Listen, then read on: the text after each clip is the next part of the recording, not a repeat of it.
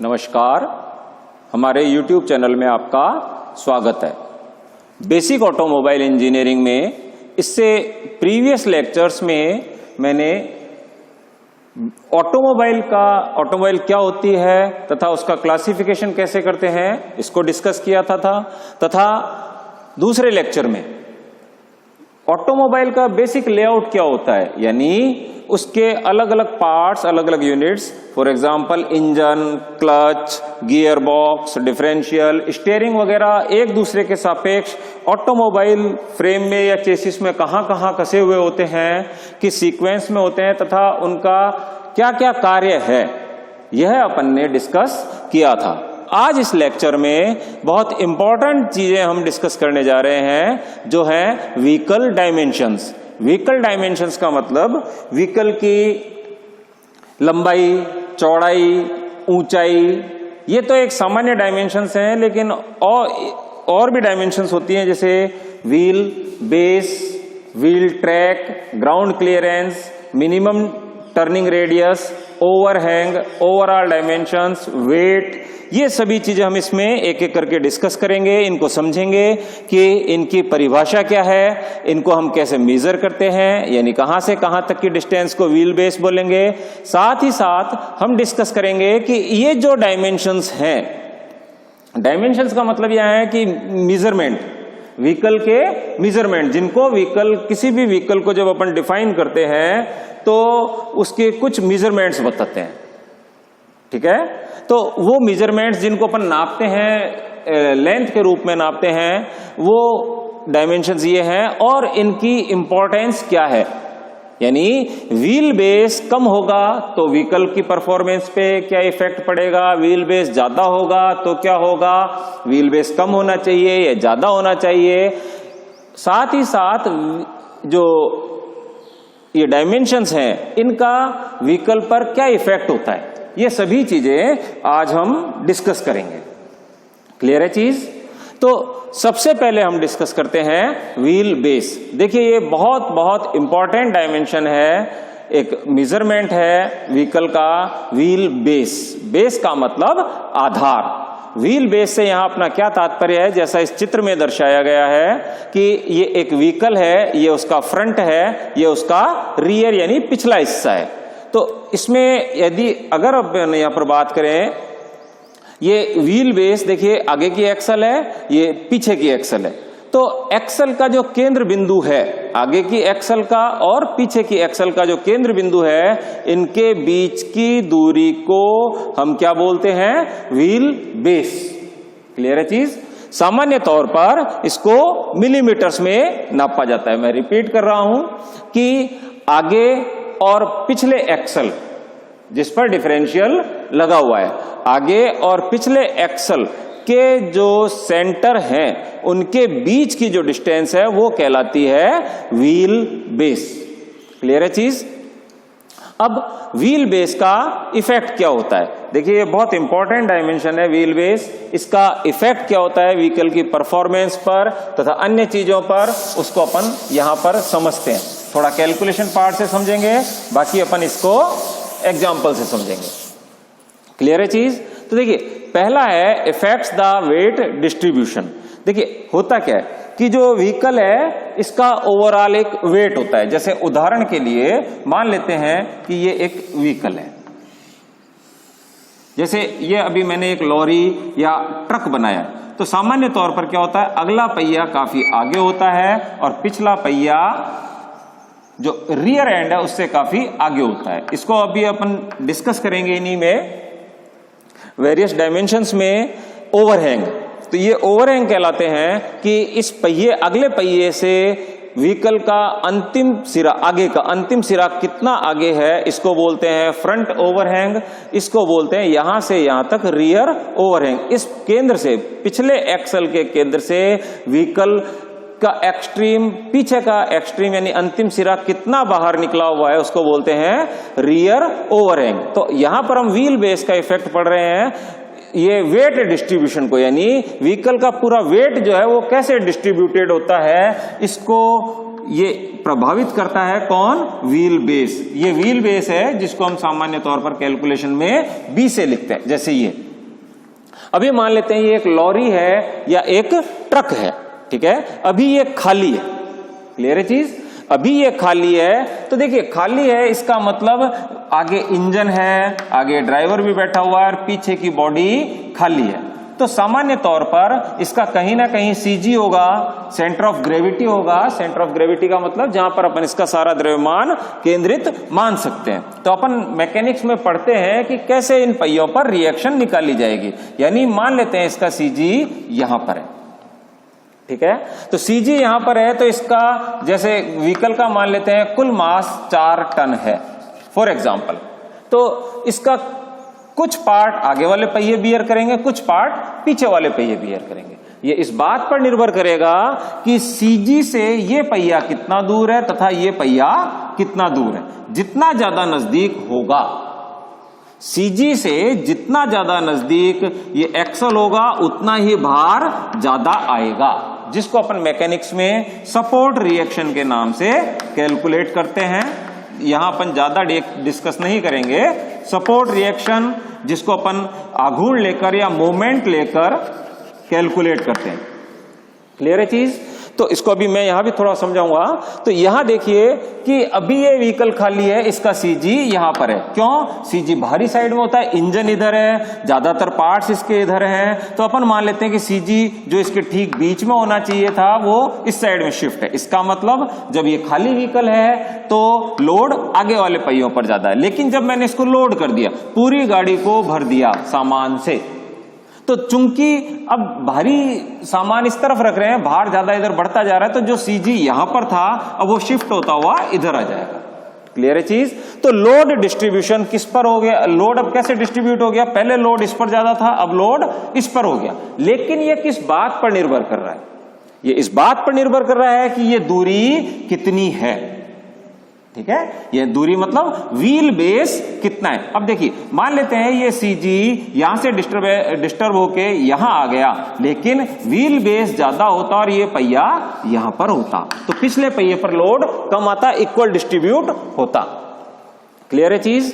कहने का मतलब ये है कि जो लोड डिस्ट्रीब्यूशन होता है, व्हीकल खाली होता है, फिर व्हीकल में सवारियां बैठती हैं या व्हीकल में माल भरते हैं, तो उसका सीजी शिफ्ट हो जाता है। शिफ्ट हो जाता है तो ये जो दूरी है यानी व्हील बेस है, इस पर बहुत कुछ निर्भर करेगा कि किस पहिए पर कितना लोड आएगा। तो इस तरह से जो व्हील बेस होता है ये प्रभावित करता है लोड डिस्ट्रीब्यूशन को।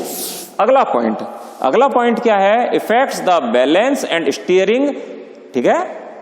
ये जो व्हील बेस है, देखिए जब अपन ऑटोमोबाइल में स्टीयरिंग सिस्टम पढ़ेंगे तो करेक्ट स्टीयरिंग के लिए एक ज्योमेट्री होती है। एक निश्चित एंगल पर व्हील टर्न होने चाहिए, आगे वाले व्हील या रोटेट होने चाहिए, इस तरह से टर्न होने चाहिए स्टीयरिंग के लिए। वो एक निश्चित थ्योरी होती है। तो वो जो निर्भर करता है वो इस व्हील बेस पर, और अभी अपन आगे पढ़ेंगे व्हील ट्रैक यानी आगे के दो पहियों के बीच की दूरी कितनी है, इन सब पर निर्भर करता है कि जो टर्निंग रेडियस है वो भी अपन अभी यहां पर डिस्कस करेंगे।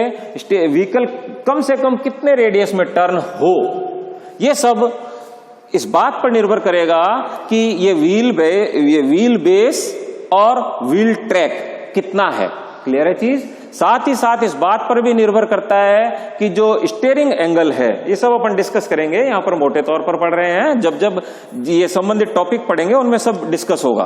तो व्हील बेस जो होता है ये कैसे इफेक्ट करता है बैलेंस को, व्हीकल के बैलेंस को और स्टीयरिंग को। तो स्टीयरिंग की कैलकुलेशन अपन स्टीयरिंग के चैप्टर में पढ़ेंगे। बेसिकली उसमें होता क्या है कि ये व्हीकल है, ये पिछले पहिए हैं, ये पिछली एक्सल मान लेते हैं और ये अगली एक्सल मान लेते हैं, क्लियर है चीज। तो अगली एक्सल यहां पर है, यहां पर ये अगली एक्सल है। तो बेसिकली क्या होता है, जब ये पहिए टर्न होते हैं, ये पहिया यहां टर्न होता है और ये पहिया यो टर्न होता है, यानी अपन लेफ्ट वर्ड टर्न ले रहे हैं। तो इनकी जो सेंटर लाइन है, ये अंदर वाले पहिए की, ये बाहर वाले पहिए की जो त्रिज्या है और पिछले पहियों की एक्सल की लाइन, ये सभी एक केंद्र बिंदु पर मिलनी चाहिए, क्लियर है चीज। तो ये तभी मिलेंगी जब ये व्हील ट्रैक यानी पहियों के बीच की दूरी, पिछले पहिए या अगले पहियों के, दोनों पिछले पहिए या दोनों अगले पहियों के बीच की दूरी को अपन व्हील ट्रैक बोलते हैं और इसको अपन व्हील बेस बोलते हैं। तो ये सारी चीजें डिसाइड करेंगी इन एंगल्स को शामिल करते हुए कि कितना ये किस त्रिज्या पर टर्न होगा। क्लियर है चीज? तो ये दोनों जो डायमेंशंस है बहुत महत्वपूर्ण होती है स्टीयरिंग पॉइंट ऑफ व्यू से। क्लियर है चीज? फिर आता है इसमें देखिए बैलेंस, ये लिखा हुआ है बैलेंस। बैलेंस से अपना क्या तात्पर्य है? तो बैलेंस यहां पर देखिए, यहां मैंने लिखा हुआ लीनियर एक्सेलरेशन। देखिए जब गाड़ी चलती है तो गाड़ी इस तरह से मान लेते यो चल रही है, ये फ्रंट है, ये रियर है, पिछला हिस्सा आगे का हिस्सा, तो गाड़ी यो चलती है और गाड़ी का वेग भी बढ़ता है, यानी गाड़ी में त्वरण भी होता है। ब्रेक लगाते हैं तो गाड़ी का डेसिलरेशन यानी मंदन होता है। क्लियर है चीज? जब भी किसी चीज में त्वरण होता है या मंदन होता है तो एक एक्स्ट्रा फोर्स लगता है, जिसको मैं एक सरल भाषा में बोल रहा हूं एक्स्ट्रा फोर्स, एक शूडो फोर्स लगता है। बेसिकली कोई वो फोर्स नहीं होता है, लेकिन त्वरण हुआ है इसलिए एक विपरीत दिशा में अन्य बल कार्य करता है, जिसको बोलते हैं शूडो फोर्स। ठीक है, एक छदम बल लगता है। क्लियर है चीज? ये ठीक इसी तरीके से जब ये गाड़ी टर्न लेती है, इस तरह से टर्न लेती है, तो देखिए जब सीधी चल रही है और त्वरण है तो छदम फोर्स या शूडो फोर्स किस डायरेक्शन में लगता है? गति की दिशा में या उसके ठीक विपरीत दिशा में, इस तरह से लीनियर सरल रेखीय।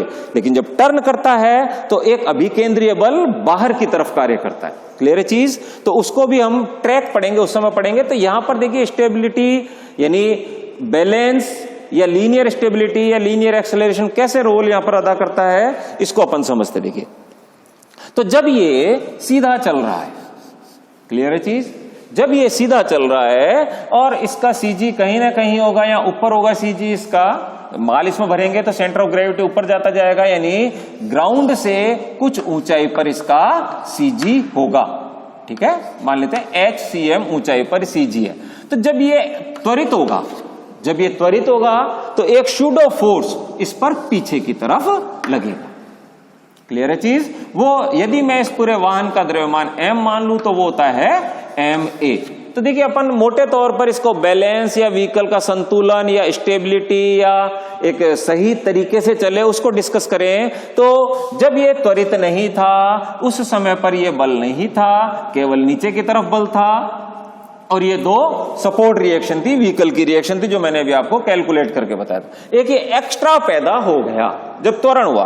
तो ये कैसे मायने रखता है? देखिए अगर ये व्हील बेस छोटा होता, कम होता, यहां होता, तो ये व्हीकल ऐसे पलटने की संभावना थी, ये व्हीकल ऐसे पलट जाता। क्यों? क्योंकि इस बिंदु के सापेक्ष इस ऊंचाई के कारण ये बल एक इस क्लॉकवाइज डायरेक्शन में आघूर्ण पैदा करता, तो ये व्हीकल यूं उठ जाता। क्लियर है चीज?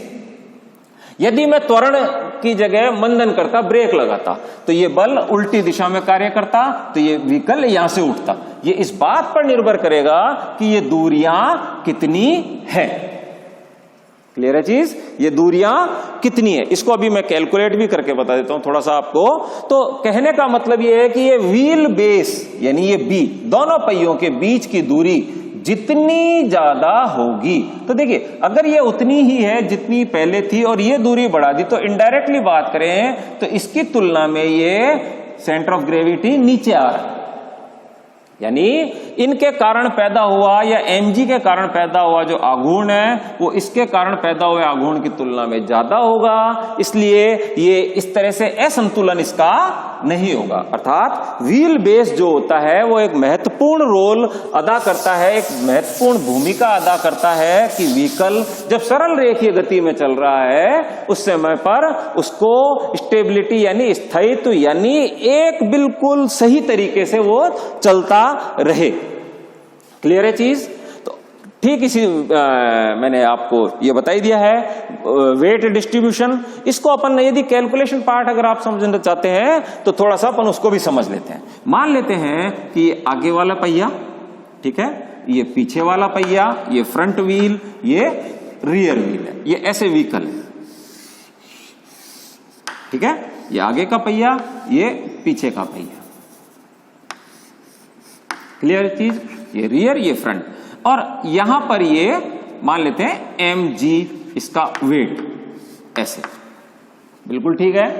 अब मान लेते हैं कि mg को सपोर्ट करने के लिए दोनों पहियों का रिएक्शन ऊपर होगा, मैं इसको F लिख देता हूं और इसको FR लिख देता हूं, यानी रियर व्हील के द्वारा ऊपर की तरफ रिएक्शन और फ्रंट व्हील के द्वारा ऊपर की रिएक्शन, और ये रियर व्हील के द्वारा ऊपर की रिएक्शन, और ये मान लेते हैं ये है L या B, व्हील बेस।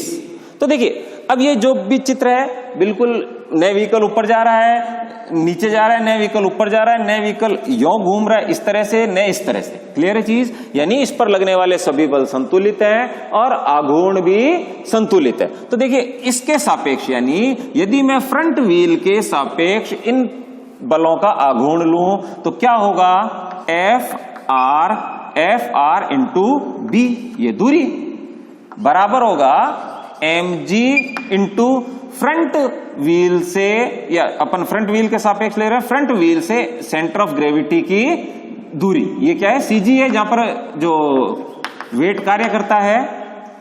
तो मैं इसको यदि df लिख दूं, फ्रंट व्हील से cg की दूरी, तो ये क्या हो गया, इंटू df। क्लियर है चीज, कोई डाउट? ठीक है, तो यहां से फ्रंट रिएक्शन क्या हो गया, अपॉन B। क्लियर है चीज, ठीक है। ठीक इसी तरह से ये फ्रंट हो गया, अपन ने रियर से ले रहे हैं तो ये रियर की डिस्टेंस, ठीक है। ऐसे ही फ्रंट हो गया mg df, तो ये हो गया df और ये हो गया dr। क्लियर है चीज। तो देखिए यहां पर हम देख रहे हैं कि जो ये लोड डिस्ट्रीब्यूशन है, आगे और पिछले पहिए पर जो वजन आ रहा है वो निर्भर करता है व्हील बेस पर। कोई डाउट? क्लियर है चीज। फिर इसके बाद में आता है, यदि अब ये एक्सेलरेट होता है, यानी बैलेंस की बात करते हैं, बैलेंस, यदि ये त्वरित होता है, यदि ये इधर त्वरित हो रहा है यानी स्पीड बढ़ रही है, तो इस पर एक ma, एक शूडो फोर्स कार्य करेगा। क्लियर है चीज। तो देखिए ये क्लॉकवाइज घुमा रहा है, इसके सापेक्ष ये एंटी क्लॉकवाइज घुमा रहा है और ma क्लॉकवाइज घुमा रहा है। तो यदि मैं फ्रंट की बात करता हूं तो ये यहां पर आ जाएगा -ma into HCM upon B। B यहां से डिवाइड हो गया था। HCM क्या है, CG की बेस से, ग्राउंड से दूरी। तो इस तरह से कैलकुलेट अपन कर सकते हैं। क्लियर है चीज। कहने का मतलब यह है कि जो व्हील बेस है ये बहुत इंपॉर्टेंट है स्टेबिलिटी के लिए और स्टीयरिंग पर्पस के लिए। क्लियर है चीज। तो अब आता है देखिए आगे, जब हाई स्पीड व्हीकल्स होते हैं, ठीक है, हाई स्पीड व्हीकल हैं और वो चल रहे हैं, जैसा मैंने अभी डिस्कशन में बताया था, हाई स्पीड व्हीकल जब चलते हैं तो वो मोर स्टेबल, बहुत बिल्कुल एक से चलते रहेंगे, उनमें कोई भी इम्बैलेंस नहीं होगा यदि ये व्हील बेस ज्यादा होगा। क्लियर है चीज। लेकिन यदि अपन कॉर्नरिंग कर रहे हैं यानी टर्न ले रहे हैं, ठीक है, टर्न जब लेते हैं और हम चाहते हैं कि छोटे से रेडियस में ही टर्न हो जाए, तो आगे हम इसको डिस्कस करेंगे कि कम रेडियस में यदि हम टर्न चाहते हैं तो ये व्हील बेस कम से कम होना चाहिए। अर्थात ये यदि हम देखिए, एक तरफ तो हम कहते हैं कि व्हील बेस ज्यादा होना चाहिए, एक तरफ कहते हैं कि टर्न यदि लेना है यानी टर्निंग रेडियस कम करना है तो व्हील बेस कम होना चाहिए। ये डिपेंड करता है कि हम व्हीकल को किस पर्पस के लिए डिजाइन कर रहे हैं, रेसिंग कार बना रहे हैं या ट्रैफिक में, जैसे सिटी में ट्रैफिक होता है उसके लिए व्हीकल को डिजाइन कर रहे हैं, या ट्रक डिजाइन कर रहे हैं। जैसे हमें चाहिए कि हम चाहते हैं कि ऐसा व्हीकल हम खरीदना चाहते हैं जो कि बहुत मेट्रो सिटीज में जैसा ट्रैफिक होता है वहां पर वो चलेगा और टर्निंग रेडियस, पार्किंग में बहुत प्रॉब्लम आती है, टर्निंग रेडियस बहुत कम चाहिए यानी कम जगह में ही घूम जाए, तो हम चाहेंगे कि ये व्हील बेस कम हो। लेकिन जब व्हील बेस कम होता है तो जो एरोडायनेमिक्स होती है, व्हीकल की एक विशेष प्रकार की आकृति बनाई जाती है ताकि हवा का प्रतिरोध कम से कम हो। तो जितना व्हील बेस ज्यादा होगा उतना ही हवा का प्रतिरोध कम होता है, एरोडायनेमिक्स प्रॉपर बनाई जा सकती है। लेकिन देखिए, यदि मैं व्हील ऊंचाई, तो एक मिनिमम ऊंचाई चाहिए और मैंने व्हील बेस कम कर दिया, जब व्हील बेस कम कर दिया तो एरोडायनेमिक्स प्रॉपर नहीं हो पाती। अब इसी हाइट का यदि मैं लंबा व्हीकल बनाऊंगा तो वो इस प्रकार से बनेगा, सेम हाइट का। तो देखिए, इसके एरोडायनेमिक्स ज्यादा प्रॉपर है बजाय इसके। तो जब हम कम व्हील बेस बनाते हैं तो उसकी एरोडायनेमिक्स जो है वो प्रॉपर नहीं हो पाती है, जिसका हमें एक लॉस होता है। अगला व्हील बेस का अगला जो प्रभाव है वो एस्थेटिक्स है। एस्थेटिक्स मतलब देखने में चीज सुंदर लगे, अच्छी लगे, लुक वाइज वो अच्छा हो। तो आपने देखा होगा जो बड़ी गाड़ियां आती है, जैसे पोर्श आती है या जगुआर आती है, या एक अन्य गाड़ियों की बात करें जैसे होंडा सिटी है, होंडा सिटी का व्हील बेस अच्छा बड़ा होता है तो देखिए वो गाड़ी देखने में बहुत अच्छी लगती है। जिनका व्हील बेस कम होगा वो गाड़ी थोड़ी छोटी और ऊंची लगती है। क्लियर है चीज? तो व्हील बेस ज्यादा होता है तो गाड़ी का एस्थेटिक्स अच्छा होता है। Next, more space for passengers या लगेज। जितना ज्यादा अब व्हील बेस होगा तो निश्चित रूप से उसका चेसिस बड़ा होगा, अंदर जो है वो पैसेंजर्स के लिए और सामान रखने के लिए जगह ज्यादा होगी। ठीक है, फिर आता है फील लेस बम्प्स। देखिए, ये एक बहुत इंपॉर्टेंट चीज है। बम्प का मतलब जैसे पत्थर आ गया या स्पीड ब्रेकर है। तो देखिए, इसको बहुत अच्छे से अपन एक चित्र के द्वारा समझ सकते हैं कि समान ऊंचाई का पत्थर या स्पीड ब्रेकर कम व्हील बेस वाली गाड़ी के ऊपर नीचे आता है, ये और ज्यादा व्हील बेस वाली गाड़ी के नीचे आता है। तो किसमें हमें ज्यादा डिस्कंफर्ट महसूस होगा या ज्यादा हमें विचलन होगा या हमें हमारी स्थिति में परिवर्तन होगा? देखिए, मान लेते हैं कि ये पहिए की जैसे ये व्हील है, ये कम व्हील बेस है। क्लियर चीज? यहां पत्थर आता है, ये पत्थर, तो ये जो लाइन है बेस लाइन, ये लाइन ऐसे टेढ़ी हो जाएगी, ऐसे होगी। क्लियर है चीज? तो यहां जो पैसेंजर बैठे हुए हैं वो उसी, यानी ये जो एंगल है, ये एंगल मान लेते हैं कि से 5 डिग्री। किस व्हील बेस के लिए? इस व्हील बेस के लिए। अब समान यही पत्थर मान लेते हैं ये व्हील बेस बड़ा हो गया, अब ये व्हील बेस इतना हो गया, वही है, ये व्हील यही है, ये व्हील अब यहां है। देखिए, व्हील बेस ज्यादा हो गया, यही पत्थर अब यहां आता है। तो अब देखिए कौन सा एंगल ज्यादा है? ये 5 डिग्री है, ज्यादा व्हील बेस वाला।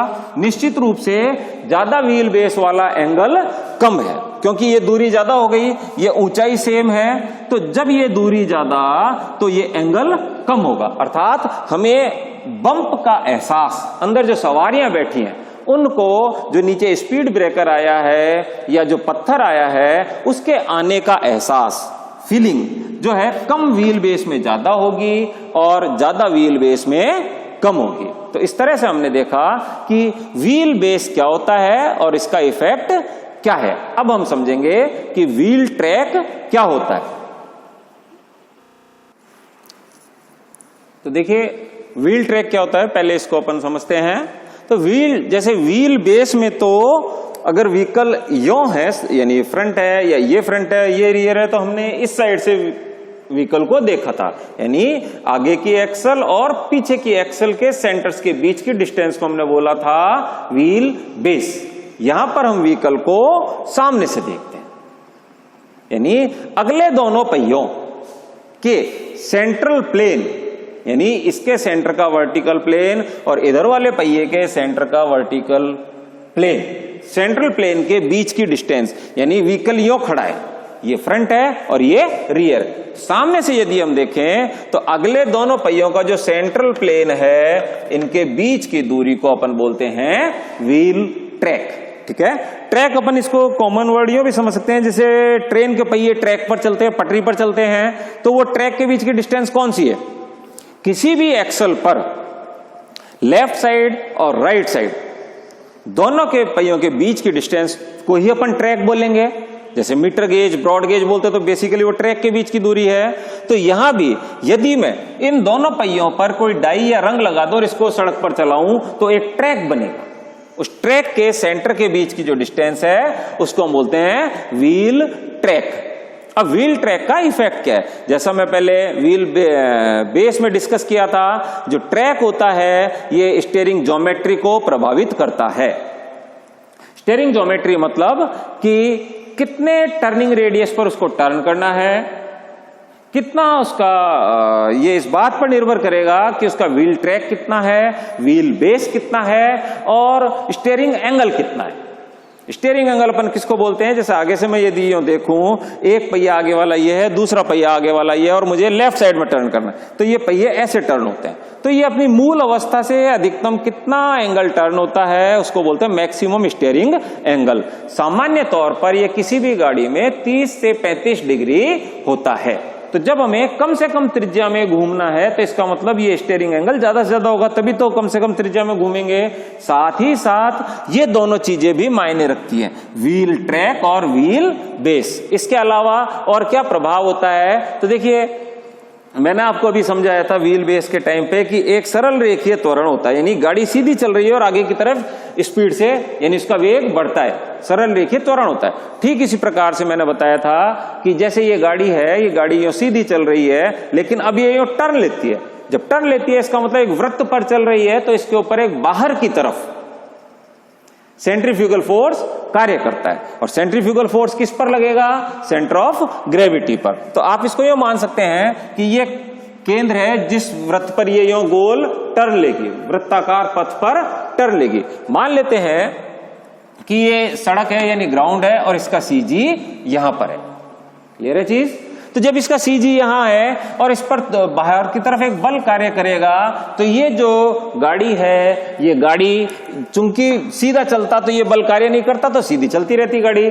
लेकिन जब ये टर्न लेगा तो बाहर की तरफ एक आउटवर्ड सेंट्रीफ्यूगल फोर्स यानी अभिकेंद्रीय बल कार्य करता है, जिसके कारण ये गाड़ी यूं टेढ़ी होगी और इस पहिए पर लोड ज्यादा पड़ेगा, इस पहिए पर लोड कम हो जाएगा। पहली चीज तो ये और ज्यादा होता है, यानी अगर ये व्हील ट्रैक कम है, देखिए यहां बिल्कुल साफ साफ दिख रहा है कि wheel track centre of gravity यही है, वही अभिकेंद्रीय बल लग रहा है, और यदि व्हील ट्रैक कम है तो गाड़ी की पूरी संभावना है कि ये पलट जाएगी।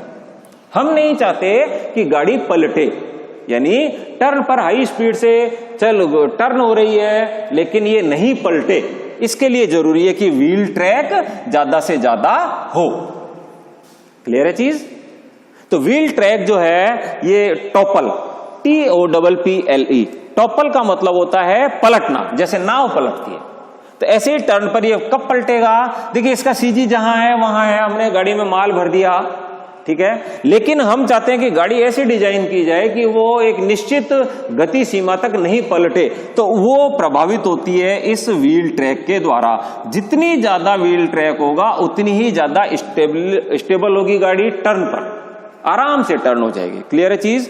इसी को हम बोलते हैं लेटरल स्टेबिलिटी। लेटरल का मतलब गाड़ी जो सरल रेखीय गति में चल रही है, तो ये तो हो गया लॉन्गिट्यूडनल या लीनियर, इसके दाएं बाएं दोनों तरफ ये होता है लेटरल। तो ये लेटरल स्टेबिलिटी को तय करता है कौन? Wheel track.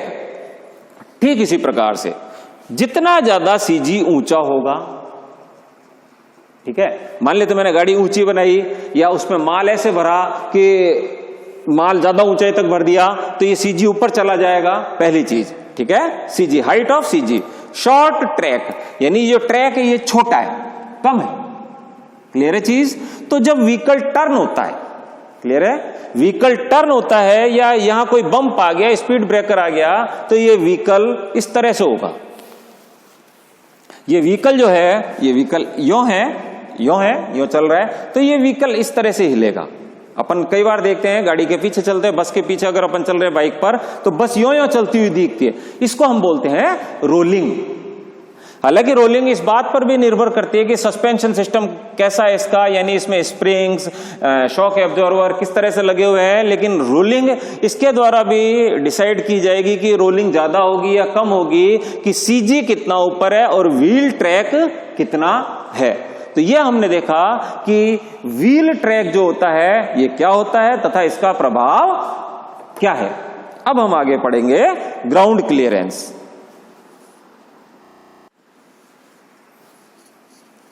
देखिए ग्राउंड क्लियरेंस क्या होता है। देखिए जैसे क्लियरेंस का मतलब क्या है, क्लियरेंस का मतलब होता है दो पार्ट या कोई भी दो चीज जो पास पास रखी गई है उनके बीच में कितना गैप है।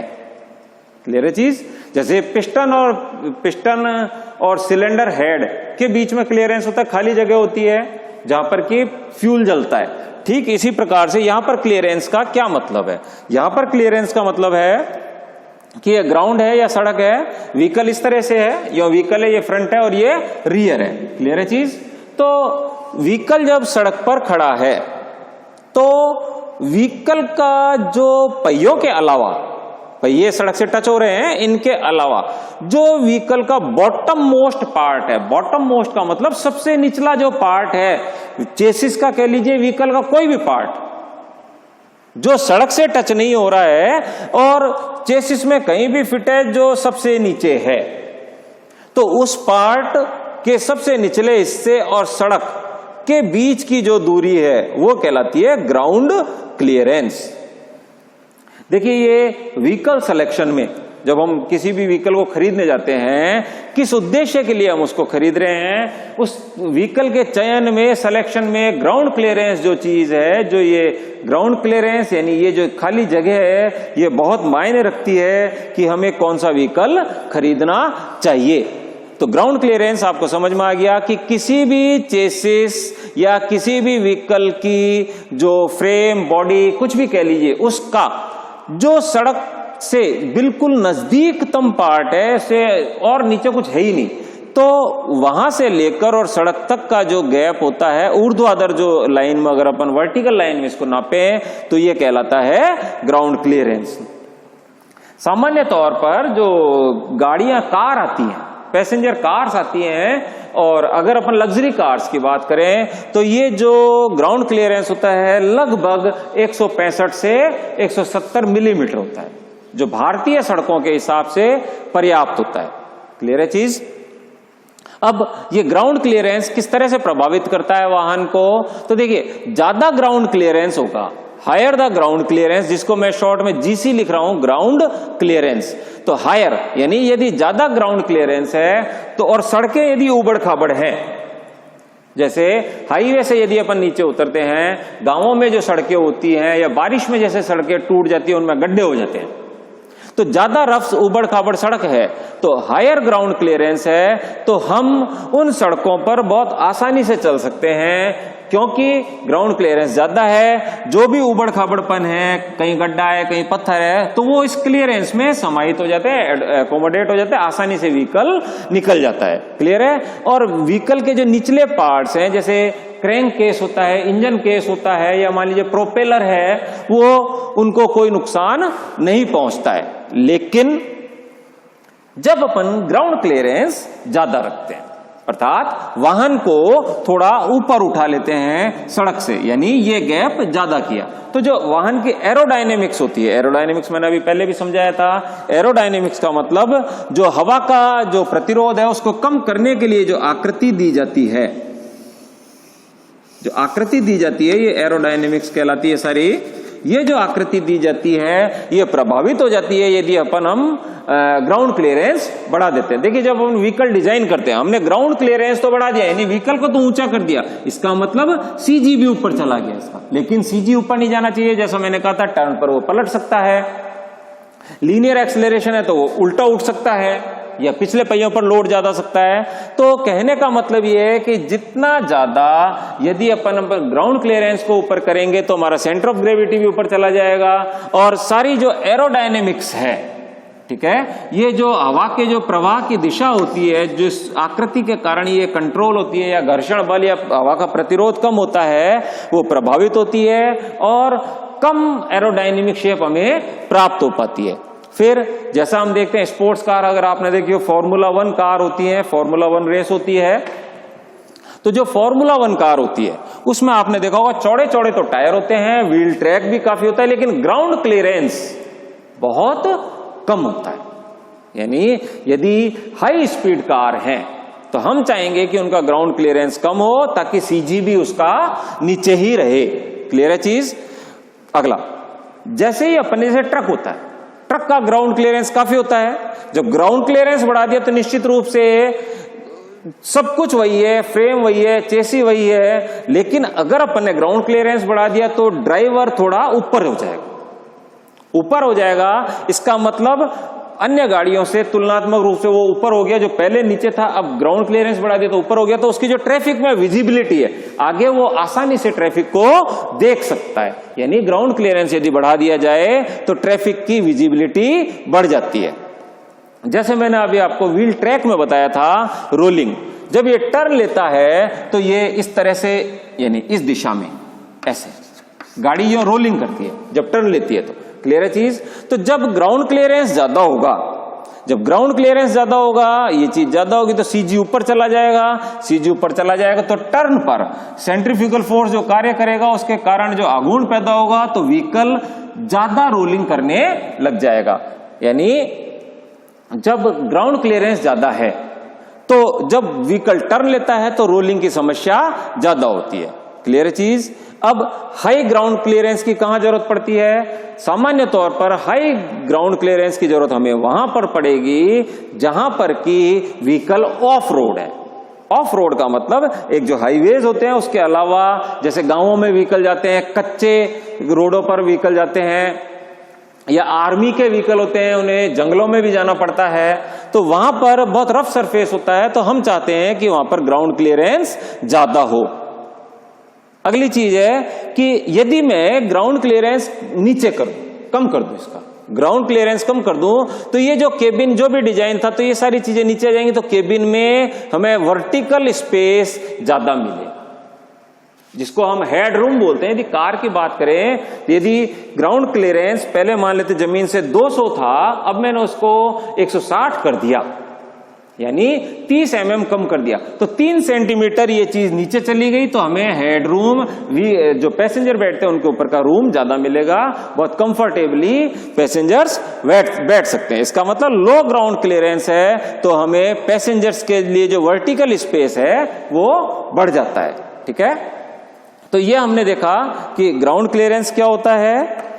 अब हम देखेंगे कि मिनिमम टर्निंग रेडियस से हमारा क्या तात्पर्य है तथा ये किस प्रकार से व्हीकल की परफॉर्मेंस को प्रभावित करती है।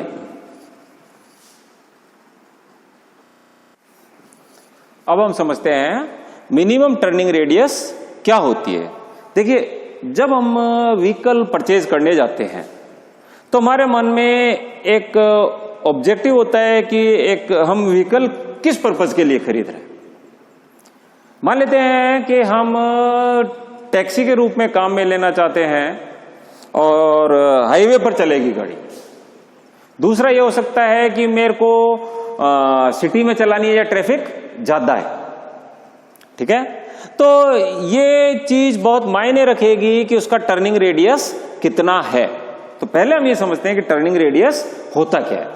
तो टर्निंग रेडियस देखिए, जैसे नाम से ही क्लियर है, टर्निंग का मतलब मुड़ना, लेफ्ट राइट, इस तरीके से। तो टर्निंग रेडियस को हम कैसे डिफाइन करते हैं कि कम से कम यदि किसी भी व्हीकल को एक वृत्त पर चलाया जाए, एक सर्किल पर चलाया जाए, तो देखिए ज्यादा से ज्यादा तो बड़ा सर्किल पर भी चल सकता है, एक बड़े सर्किल पर टर्न हो सकता है, फिर और स्टीयरिंग को, जैसे अपन कॉमन भाषा बोलते हैं, और काटो स्टीयरिंग और काटो।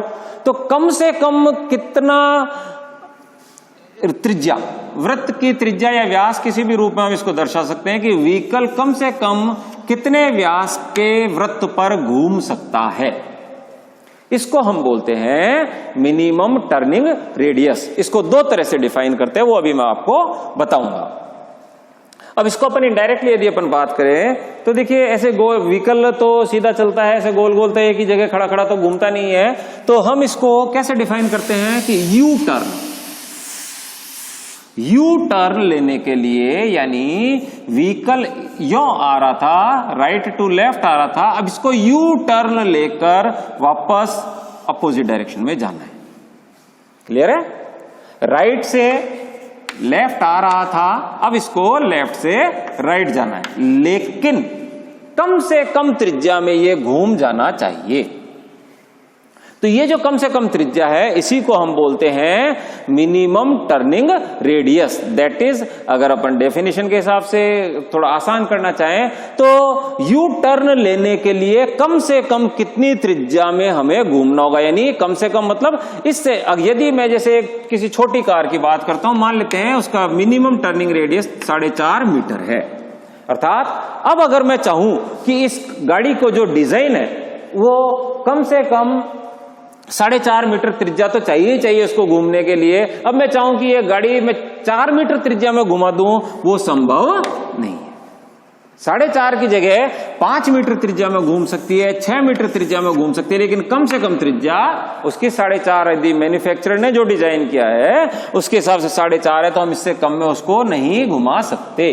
तो इसको बोलते हैं हम मिनिमम टर्निंग रेडियस। ये किन किन बातों पर निर्भर करती है? ये निर्भर करती है, जैसे मैंने ये दोनों बताए थे, व्हील बेस और व्हील ट्रैक, इन पर निर्भर करती है। साथ ही साथ maximum steering angle. Maximum steering angle क्या होता है, पहले इसको समझते हैं। जब हम स्टीयरिंग सिस्टम पढ़ेंगे, स्टीयरिंग ज्योमेट्री पढ़ेंगे, उस समय पर हम मिनिमम टर्निंग रेडियस को डिटेल में पढ़ेंगे। क्लियर है चीज?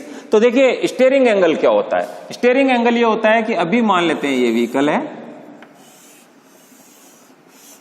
ये इसके पिछले पहिए हैं, रियर व्हील है, और ये इसका फ्रंट है, तो ये इसके फ्रंट व्हील।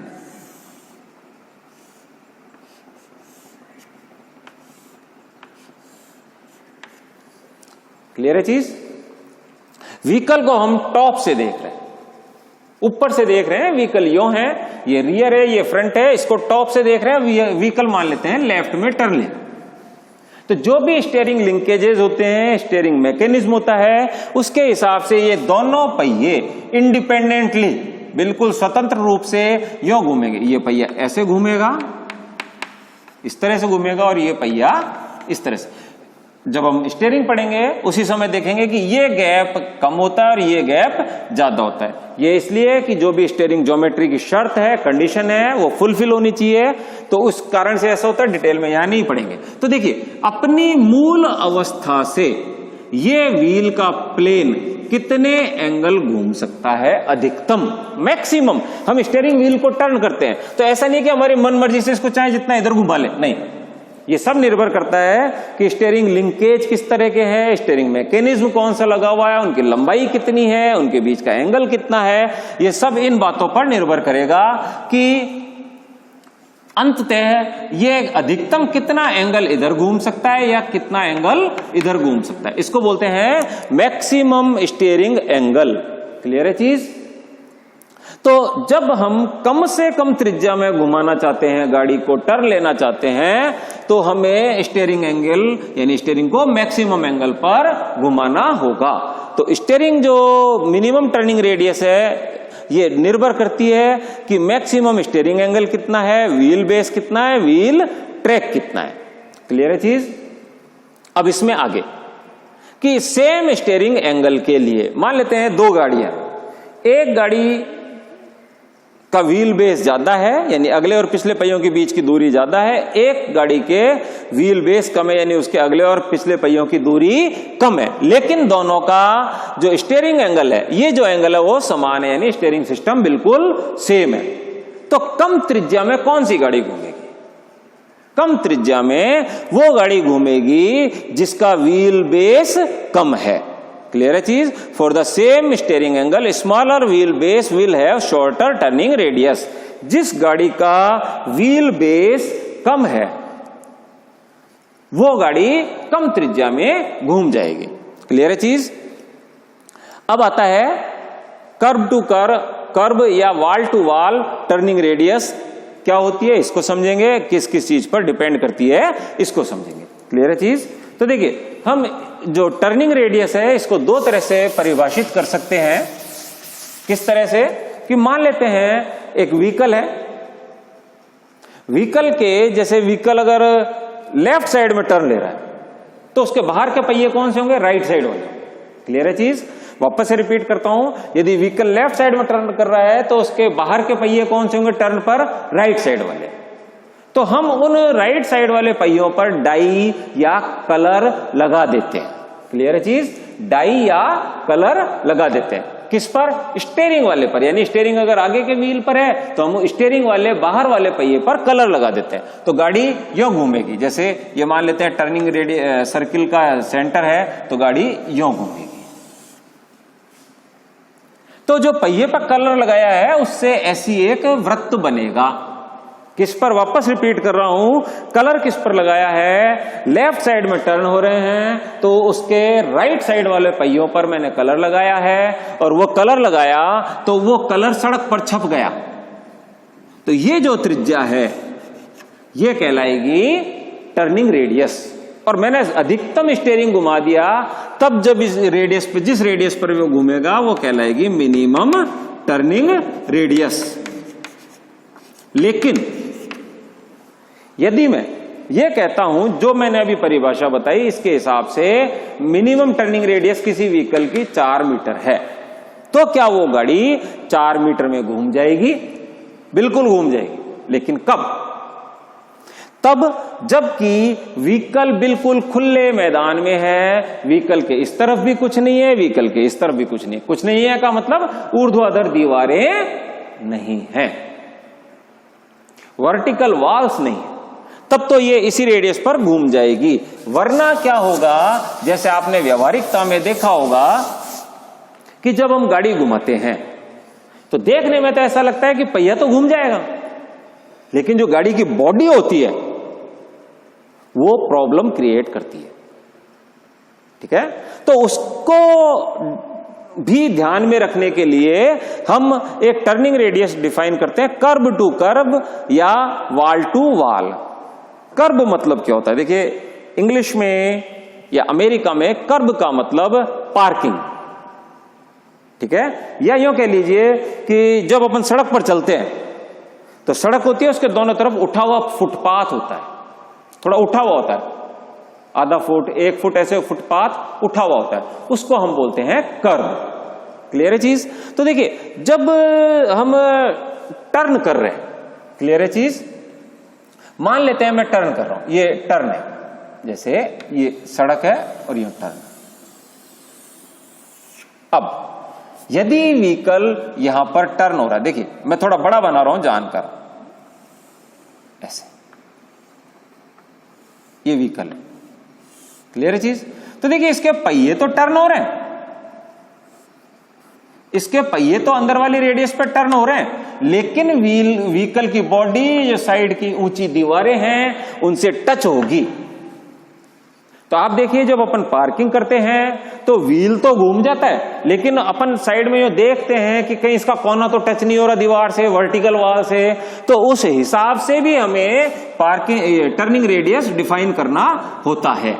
तो इसी को हम बोलते हैं वॉल टू वॉल, यानी इस वॉल से लेकर इस वॉल तक यदि दोनों तरफ दीवार है तो इनके बीच की मिनिमम दूरी कितनी हो किसी भी गाड़ी के लिए कि ये गाड़ी आसानी से टर्न हो जाए।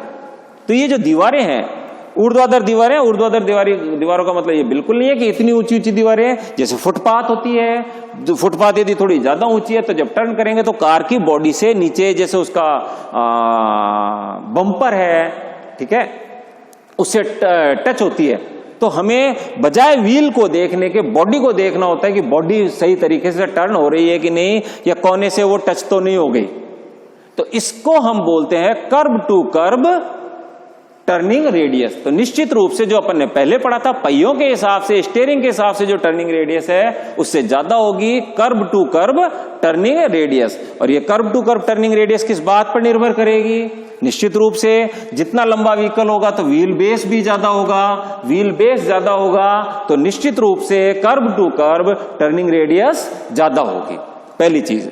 दूसरा, अभी अपन आगे पढ़ेंगे ओवरहैंग, यानी ये आगे और पिछले पहिए इनसे बॉडी कितनी बाहर निकली हुई है, इस पर भी निर्भर करेगा कि टर्निंग रेडियस कितनी होगी। ओवरहैंग ज्यादा है तो टर्निंग रेडियस ज्यादा होगी, यानी पीछे जो ट्रंक है, ट्रंक का मतलब पीछे की डिक्की, और आगे ये जो ओवरहैंग है जिसको अपन बोनट बोलते हैं, ये भी अगर लंबा है तो भी ये curve to curve turning radius ज्यादा होगी। अब सवाल ये उठता है कि टर्निंग रेडियस किस बात पर निर्भर करेगी, कम लेनी है कि ज्यादा? तो देखिए, यदि अपन ऐसा व्हीकल को ऐसी जगह पर यूज करते हैं कि फ्रिक्वेंटली हमें ट्रैफिक में जाना है, छोटे छोटे कट लगाने हैं, या पार्किंग में बहुत प्रॉब्लम है, बहुत नैरो पार्किंग करनी है, पास पास पार्किंग करनी है, बहुत शार्प कट लेने हैं, तब हम चाहेंगे कि टर्निंग रेडियस कम से कम हो। क्लियर है चीज? वरना स्टेबिलिटी के हिसाब से हाई स्पीड जो व्हीकल्स होते हैं जिनका व्हील बेस ज्यादा होता है, वो उनका टर्निंग रेडियस हमेशा ज्यादा होगा। क्लियर है चीज? अब हम पढ़ते हैं ओवरऑल डायमेंशंस और ओवरहैंग। ठीक है,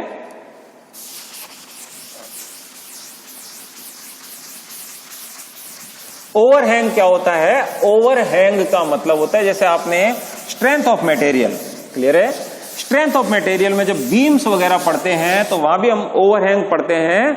ओवरहैंग का मतलब होता है कि कोई बीम है वो किसी भी सपोर्ट से, कोई बीम है, जैसे एक बीम है, सिंपली सपोर्टेड बीम है, यानी दो सपोर्ट है उनको ऊपर रखी हुई है, तो सपोर्ट से कितनी बाहर निकली हुई, इसको हम बोलते हैं ओवरहैंग, कितनी अधिक बाहर लटकी हुई है। क्लियर है चीज? तो ऐसे ही व्हीकल्स में होता है कि ओवरहैंग क्या होता है। ठीक है, तो ओवरहैंग ये हम इसको बोलते हैं किसी व्हीकल में कि जो व्हील बेस है, जैसे ये मान लेते हैं ये व्हीकल है, अब अपन पढ़ रहे हैं ओवरहैंग। ओवरहैंग भी कौन से? फ्रंट और रियर, आगे और पिछला ओवरहैंग कितना कितना है। ये मान लेते हैं अगला पहिया है और ये पिछला पहिया है, तो ये यहां से अगली एक्सल के सेंटर से ये आखिर तक बॉडी के बिल्कुल इस अगले एंड तक कितना हिस्सा इसका बाहर है, ये कहलाता है फ्रंट ओवरहैंग, और ये कहलाता है रियर ओवरहैंग। क्लियर है चीज? तो देखिए, जैसे अपन ने व्हीकल स्टेबिलिटी पढ़ी थी पहले, व्हीकल स्टेबिलिटी में हमने पढ़ा था कि ये ओवरहैंग मायने रखता है। ठीक है, ओवरहैंग जो है, जैसे मान लेते हैं मैंने ओवरहैंग ज्यादा किया, क्लियर है चीज, अब मैंने इसको लोड किया तो अधिक जो रिएक्शन है यहां तक लोड हो गया तो सीजी इधर हो जाएगा, तो अधिक माल या सामान या सवारियां पीछे बैठेंगी तो इस पर लोड ज्यादा आएगा। तो ये निर्भर करेगा कि ओवरहैंग किस साइड में ज्यादा है, किस साइड में कम है, उसी आधार पर लोड डिस्ट्रीब्यूशन होगा। ठीक है,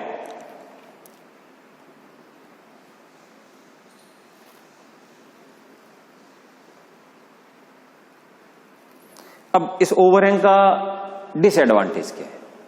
देखिए, हम चाहे तो ओवरहैंग कितना भी ले सकते हैं, ये डिजाइन डिपेंड करता है कि मैन्युफैक्चरर किस तरह से डिजाइन कर रहा है, लेकिन ओवरहैंग का हमें डिसएडवांटेज जो सबसे बड़ा होता है, देखिए ओवरहैंग का एडवांटेज क्या है?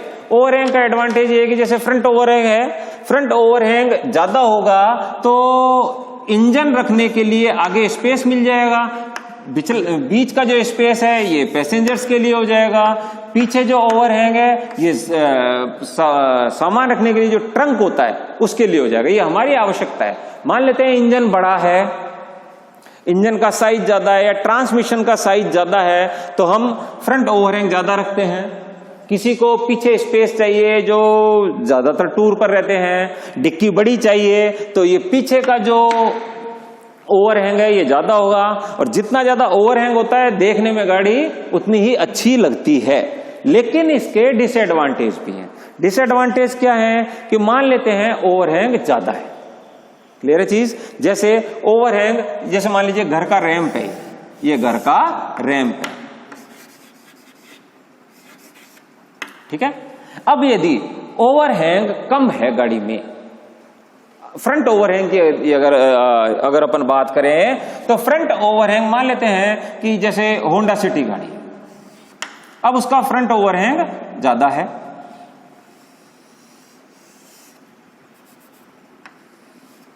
ठीक है, ये फ्रंट है इसका।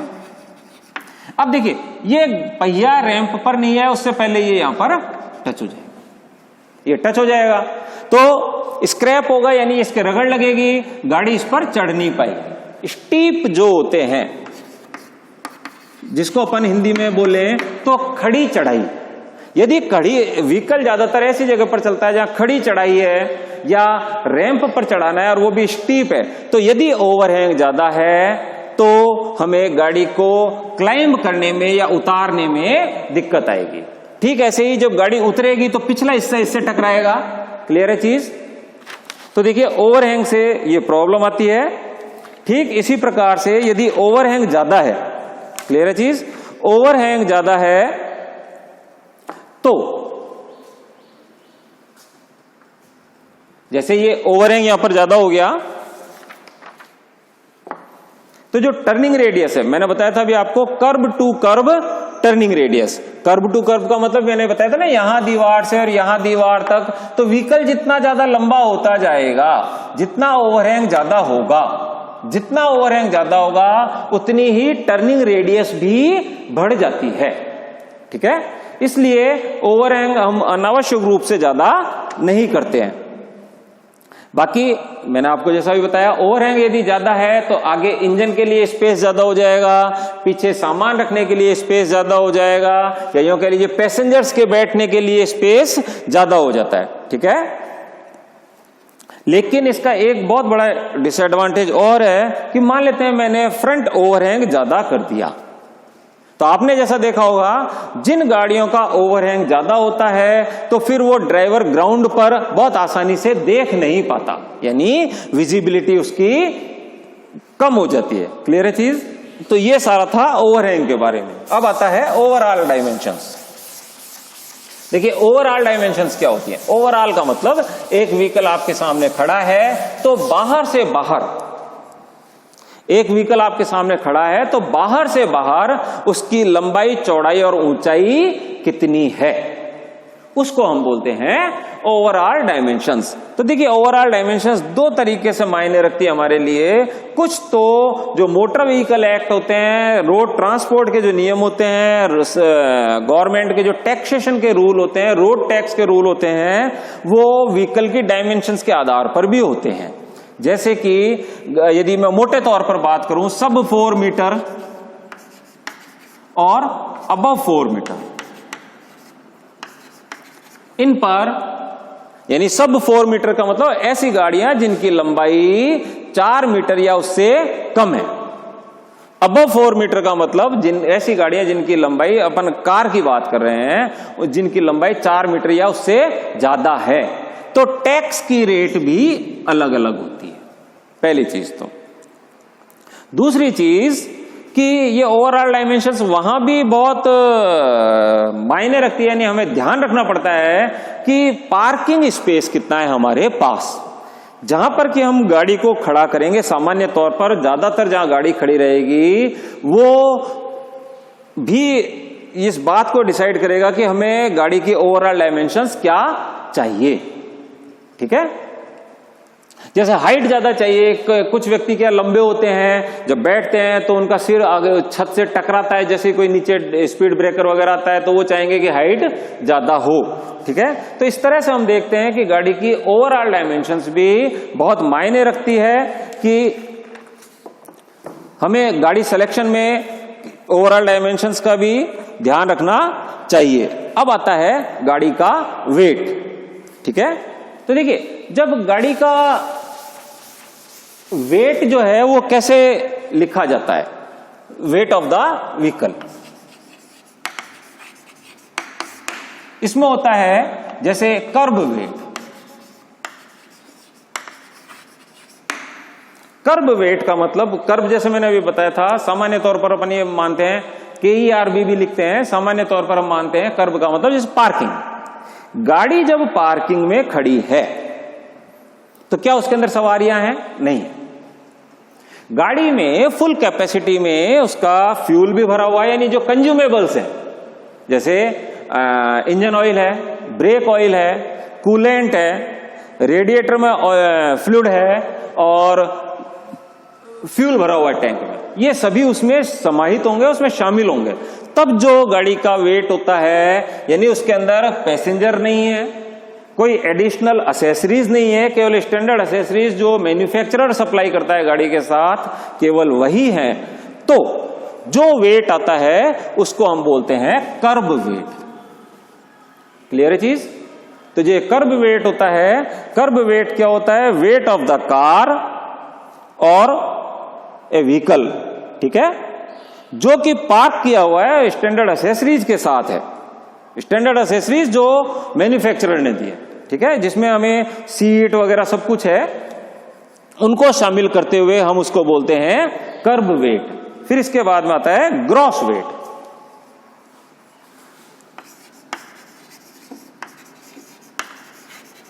ग्रॉस वेट का मतलब यह है कि कर्ब वेट तो खाली गाड़ी का था, मैं बार बार रिपीट कर रहा हूं, इसमें फ्यूल टैंक जो उसकी कैपेसिटी है वो भरा हुआ है, ब्रेक फ्लूइड है, यानी जो भी फ्लूइड कंज्यूमेबल्स गाड़ी को चलाने के लिए आवश्यक है वो सब उसमें है, ठीक है। उसके अलावा जब उसमें, वो तो कहलाता कर्ब वेट, और जब उसमें सवारियां बैठ गई या हमने उसमें माल रख दिया तो दोनों को जोड़कर जो वेट होता है वो कहलाता है ग्रॉस वेट, ठीक है। यानी क्या कहलाता है? Gross weight. तो ये कर्ब वेट और ग्रॉस वेट, जैसे ये वेट जो होता है ये गाड़ी को कैसे इफेक्ट करता है, जैसा मैंने बताया था, वेट केवल यही इफेक्ट करता है कि सीजी कहां पर है व्हीकल का। सीजी कोशिश की जाएगी कि जो सेंटर ऑफ ग्रेविटी है वो नीचे से नीचे रहे। यदि वेट भी ज्यादा है और सीजी भी ऊपर है तो जैसा मैंने पहले डिस्कस किया था, अभी केंद्रीय बल लगेगा, गाड़ी पलट सकती है, तो ये सारी समस्याएं इसमें आती हैं। यदि सीजी ऊपर है, गाड़ी का ग्राउंड क्लियरेंस ज्यादा है, गाड़ी का सीजी भी ऊपर है, डिजाइन इस तरह का है कि उसका सीजी ऊपर ही रहेगा, तो हम चाहेंगे कि गाड़ी का वेट कम हो, यानी उसका जो कर्ब वेट है वो कम हो। क्लियर है चीज? अब आता है gross vehicle wait rating. Gross vehicle wait rating, जिसको अपन लिखेंगे GVWR, gross vehicle wait rating. ये मैन्युफैक्चरर हमें बताता है कि जो व्हीकल हमने खरीदा है उसकी ग्रॉस व्हीकल वेट रेटिंग क्या है। रेटिंग का मतलब अधिकतम उस पर उस व्हीकल का भार कितना हो सकता है। जैसे मान लेते हैं अपन एक कार खरीदते हैं, कार में 5 व्यक्ति बैठ सकते हैं ड्राइवर्स सहित, तो एक तो उसका कर्ब वेट होगा, फिर 5 व्यक्ति का एक स्टैंडर्ड भार मानते हैं, कुछ मैन्युफैक्चरर 68 kg मानते हैं, कुछ 65 kg मानते हैं, तो 5 से मल्टीप्लाई करेंगे वो हो जाएगा, प्लस एक वो मैन्युफैक्चरर ये कहता है कि अधिकतम इस पर जो सवारियों के अलावा जो रेटेड सवारी है कि जैसे 5 के लिए डिजाइन है तो 5 सवारी प्लस सामान, वो बताते हैं कि डिक्की में इतना सामान रख सकते हैं, तो वो बताएंगे कुल जो डिजाइन किया गया है व्हीकल, कुल कितने वेट के लिए व्हीकल डिजाइन किया गया है, ठीक है। तो उसको हम बोलते हैं ग्रॉस व्हीकल वेट रेटिंग। यानी जो ये ग्रॉस व्हीकल वेट रेटिंग है ये कस्टमर के हिसाब से चेंज नहीं हो सकती, यानी समय समय के यूज के हिसाब से चेंज नहीं हो सकती, लेकिन gross vehicle wait gross weight बोला है मैंने, ग्रॉस व्हीकल वेट, जो ग्रॉस व्हीकल वेट होता है ये चेंज हो सकता है। जैसे मैं यहां उदाहरण देता हूं, एक कार है, एक कार का कर्ब वेट मान लेते हैं 1000 kg, क्लियर है चीज, और उसकी ग्रॉस व्हीकल वेट रेटिंग है, मान लेते हैं उसमें 5 सवारियां बैठती है और प्रत्येक सवारी जो मैन्युफैक्चरर कहता है 60 किलो की मानी है, तो 6 पंजे 30, 300 kg ये हो गया, और जो सामान है मान लेते हैं 200 किलो सामान, तो 200 किलो ये हो। तो ग्रॉस व्हीकल वेट रेटिंग कितनी हो गई, 1000 प्लस 300 प्लस 200, यानी अधिकतम लोडेड व्हीकल कितना होगा वो डिजाइन के हिसाब से, ओवरवेट नहीं करना है उसका, ओवरलोड नहीं करना है, तो 1500 किलो होगा। तो ये तो कहलाएगा ग्रॉस व्हीकल वेट रेटिंग, जिसको कस्टमर चेंज नहीं कर सकता। लेकिन ग्रॉस व्हीकल वेट ये चेंज हो सकता है। कैसे? कर्ब वेट वही रहेगा। मान लेते हैं केवल और केवल ड्राइवर ही बैठा है, जिसको हम 60 किलो का मानते हैं, तो केवल ड्राइवर बैठा है और वो गाड़ी चला रहा है, तो उस समय पर ग्रॉस व्हीकल वेट कितना है, 1060। मान लेते हैं अब उसमें ड्राइवर ने 2 सवारी और बिठाई तो 120 kg और बढ़ गया, तो अब वो कितना हो गया, ग्रॉस व्हीकल वेट कितना हो गया, 1180। 3 पैसेंजर हो गए, 60-60 किलो के, तो 1180 हो गया। यानी ग्रॉस व्हीकल वेट चेंज हो सकता है यूज के हिसाब से, किस समय कितनी सवारियां हैं, लेकिन जो ग्रॉस व्हीकल वेट रेटिंग है वो फिक्स होती है। उसमें कर्ब वेट, अधिकतम सवारियों की संख्या और मैक्सिमम जो सामान उसमें रखा जा सकता है उनका वेट सभी हम समाहित उसमें कर लेते हैं, तो वो कहलाता है ग्रॉस व्हीकल वेट रेटिंग। तो मैं समझता हूं कि जो इंपॉर्टेंट डायमेंशंस है किसी भी व्हीकल की वो आज हमने बहुत अच्छे से डिस्कस की है, जिसमें व्हील बेस, व्हील ट्रैक, ठीक है, overhang, turning radius, ground clearance, ये बहुत इंपॉर्टेंट होती है, जिसका आपको ज्ञान होना चाहिए। आप टेक्निकल व्यक्ति हैं, आपसे कोई भी पूछ सकता है कि मैं व्हीकल खरीद रहा हूं, बताओ ग्राउंड क्लियरेंस कितना लूं, क्या होता है, मेरे समझ में नहीं आ रहा, तो ये सब चीजें आपको क्लियर होनी चाहिए। ठीक है, थैंक यू।